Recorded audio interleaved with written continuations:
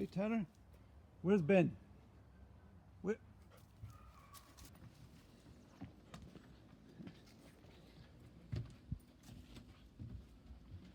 Hey, Ben. Hey, Roy. Oh, yeah. Welcome to the shed quarters. Thank you very much. How you doing? All right, thanks. Just preparing the carol service coming up. Excellent. Excellent. And apparently you've come across some Yep. interesting things you wanted to show us. Yeah. When I was in the ICS headquarters last September, I went through the archives and looked at some of the documents that they held on the church from back along. And there are a couple of interesting ones. There are two from the 1940s. One of them is from the 23rd of July, just before the Nazis rolled through.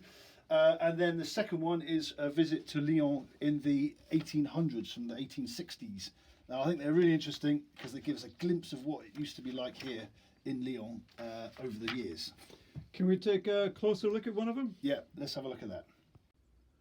Okay, so here's a report for 1861. And I find some of the things in the report are very interesting. I'll just read a couple of sentences. It says, travelers have frequently expressed their pleasure and gratification at the opportunity afforded them of attending divine service in the English church on the Lord's Day. And then it says, the aggressive spirit of Romanism, to which allusion has been made in previous reports, continues to manifest itself. English operatives residing alone in the midst of the native population are peculiarly exposed to its attacks, which, in such circumstances, can only be successfully resisted in dependence on God's blessing by pastoral visiting and scriptural instruction. Maybe you could tell us what you think about that. How do you react to that? So I think the interesting thing about the travellers coming through, it's obviously part of the DNA of our church community. So even this week I've written a report for some friends who are going to court on the 29th of December to have a court case to see if they're able to stay in France. They've come from Iran, they're English speakers, so they speak English.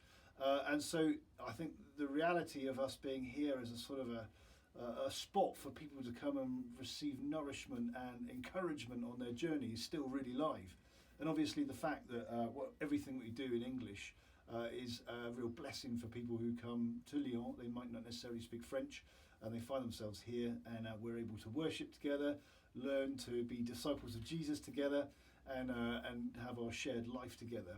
So I think that's really true. Travellers still express their pleasure and gratification at being able to share in worship in English in Lyon.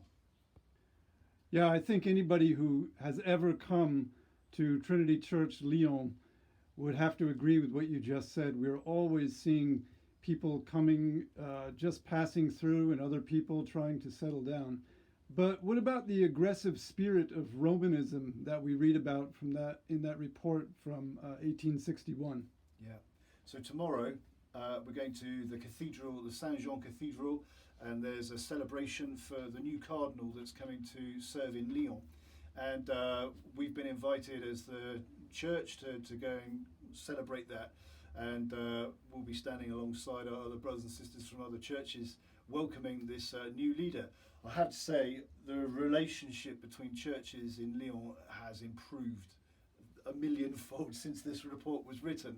And one of the great strengths is that we're able to team up with brothers and sisters from the Catholic Church, but also from the evangelical free churches, the Lutheran churches, and a lot of the things that we do increasingly are done together.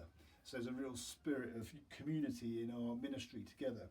So I'm glad to say that thankfully the oppression that the early English speakers experienced in Lyon in the 1860s, particularly from the local Roman Church, has completely changed. Not to say that there aren't challenges for those who've become Christians recently and have come from different religions. I think there's oppression that they're beginning to feel. But thankfully, I'm glad to say the church is working together is a real strength in Lyon. So, a time for a brief moment of celebration. Just to say thank you to everybody who's been supporting us over this last year, this year in particular. We said at the beginning of the lockdown, we're locked down, but we're not knocked out. And thank you so much to everyone who's enabled us to continue our ministry here with people physically and supporting physical needs in terms of being able to put supplies in people's homes, but also with our spiritual life, being able to continue outreaching and reaching out, but also supporting each other in prayer and worship. It's been a real joy to see people joining us from all over the world on our online worship, and I salute our friends and supporters in our church family as we've been able to take what we do normally in person together and take that and go underground in a sense and do everything that we do normally online, but also neighbour to neighbour, shoulder to shoulder. So thank you so much for your support. Thank you for your prayers for us. Thank you for your care for us. Thank you for your financial contributions. And let's look forward to what we're going to see in 2021. So every blessing and a very happy Christmas. Amen.